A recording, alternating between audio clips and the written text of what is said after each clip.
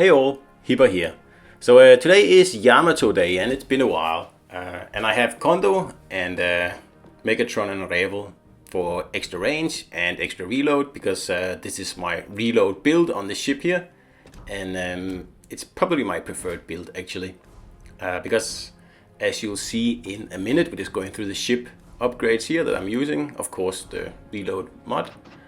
If we look here, we have 22-second reload and just about 17 range.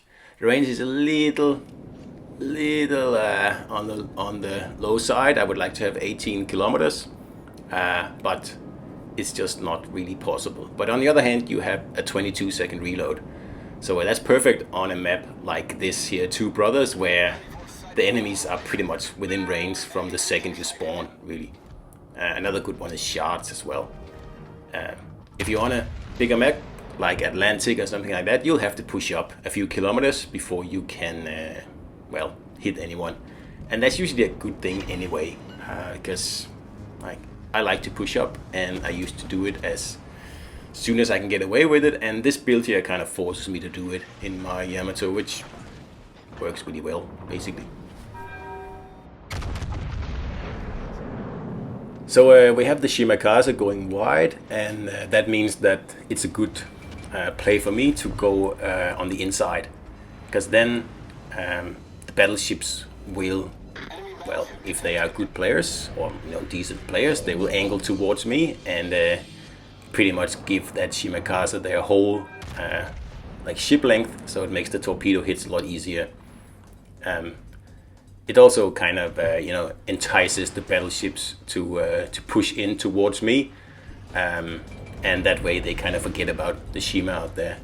You can see he's already at it with torpedoes, and the battleships are bow on as they should be, because that'll minimize the risk they're facing at the moment.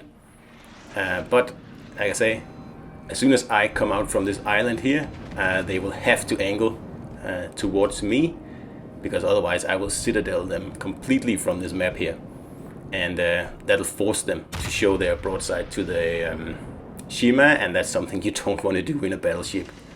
And that salvo on the Vlad there, that was a mysterious salvo. I was expecting a few citadels there, but okay, whatever.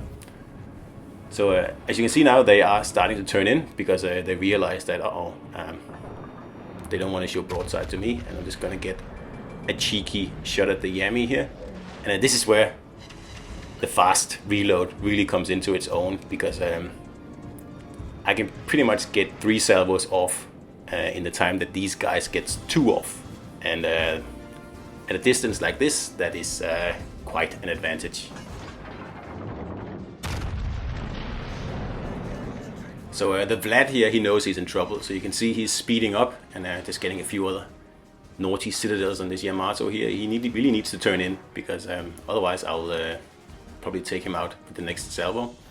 But like I was saying, the Vlad here, he is full speed ahead. I think he's trying to ram me because he realizes that he's in a very vulnerable position right now.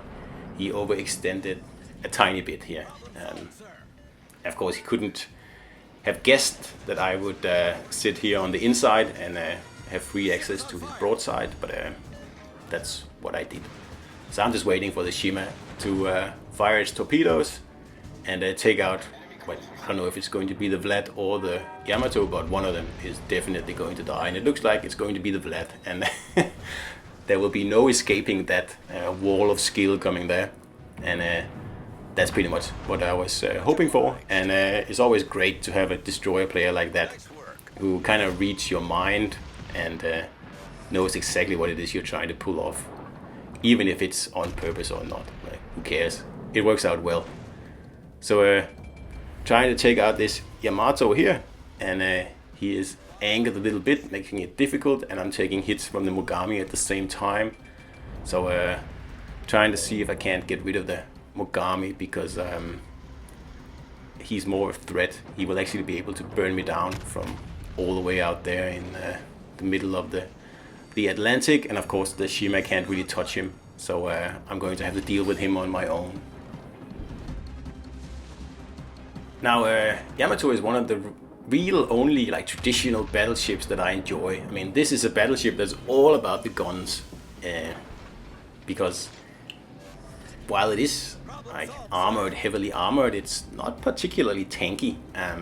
If you know where to aim at this ship here, and I'll show that in a minute here. I'm not gonna get a citadel though, but as I said, if you're pretty, cluey about where to shoot at these legendary Yamatos here, they're not that difficult to remove from the map.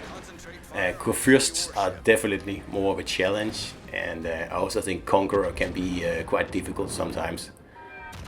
But Yamatos, if you get like godly dispersion like I got there, you'll be able to remove them quite easily. And of course that's something you have to be aware of when you play Yamato yourself. And that's why I don't really care to show broadside to this Mogami here. It doesn't matter much. But to a battleship, I would definitely not be doing that. So by removing the Yamato here, I have pretty much, finished off this flank here. The Mogami is still there, but he's cut off from everyone else. And of course the Shima keeps him spotted, and I'm assuming will give him some torpedoes sooner or later. But I might as well take him out, because I have to turn over to the other flank now, because I can see the red ships are starting to move up over there. So that's why I'm moving away, but I'm still just using my fast reload to get every shell I possibly can at this Mogami here before I leave this flank here. And turns out that was a good idea. And I just want to underline again, this build has no precision on it, other than the ship module in slot 1. I think that's it. Everything else is about reload. And I mean, on Yamato it doesn't make much difference. I think it's just as accurate as a full dispersion build, really. So that's why I prefer the much faster reload on this ship here. I would like to have just a little bit more range, maybe 500 meters more than I do. But unfortunately, although I have Megatron on as an inspiration, I'm not really there yet. But again, like I said in the beginning, you just have to push up a little bit in this ship here, and that's usually a good idea anyway. So it all turns out for the best. So this Yamato here is a problem, because this guy is a good player. I've faced him before, and I know that he knows how to sink a Yamato as well, and you can see that salvo there was a nasty one. So I'm going to position my ship behind the little outcropping here. So I'm kind of hoping to stop him in his tracks, and then at the same time I have to deal with this Bismarck here. I didn't see him pushing up at the same time when I was planning this maneuver here. A bit of an oversight there, but he's not really shooting at me, so it's not that much of a problem. The problem is the Yamato, like I said before, because that player is good, and I'm only going to get one chance to take him out. So that's why I'm trying to do this on my terms, because I don't want to take all this AC spam, which I am getting, and at the same time I don't want to let the Yamato into our cap, and that's why I am positioning like this. So if he decides to push, I should be able to get at his broadside quite easily, if I'm lucky, or at least the cheek that is the weak point of Yamato's. And he is pushing now, and this looks like a situation where we are going to citadel each other to death, pretty much, unless the Shima comes in with a bunch of torpedoes before this guy rounds the corner. But unfortunately that is not going to happen, so I'm just going to line up for the cheek here and make sure I get it. And it's a good shot, but I don't take him out. But then the Shima's torps finish off the work here, and that puts us at 401 points versus 315, meaning that all we have to do now is guard the cap, basically. Just hide and wait for the Reds to show up and drag the time out as long as possible, because we are ahead by one ship and we are ahead on points. So there is absolutely no need. There's no need to push. There's no need to flank. There's no need to go down the middle or anything like that. just sit here and be patient. But this is World of Warship Legends, of course. So naturally, this Lenin here is not going to do that and decide to go down the flank facing these two cruisers on his own. And the destroyer is also deciding to go down the middle and try to cap without battleship backup facing two cruisers.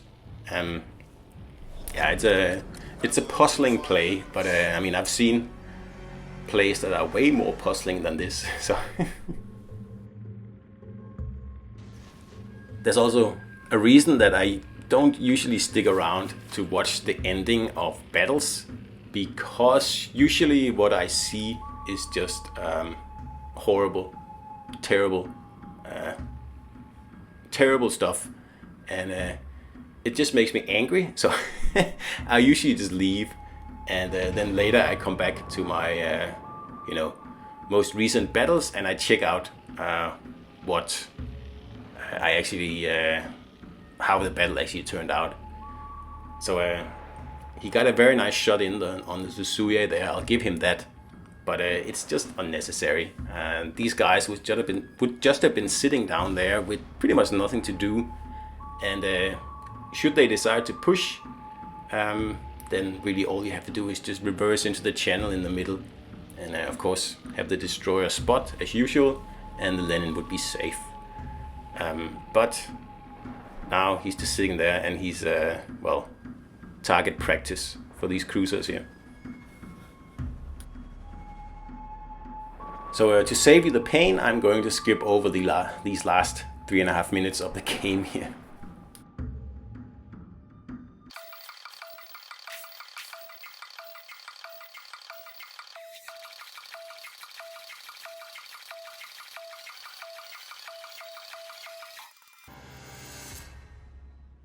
And as you can see, surprise, surprise, the only one who survived was the cruiser who stayed back at the cap and just waited for time to run out. But such is life, and we'll just move on to the next battle, right?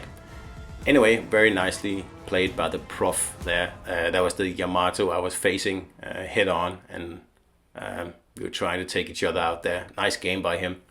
So anyway, I hope you enjoyed it, and I'll see you out there.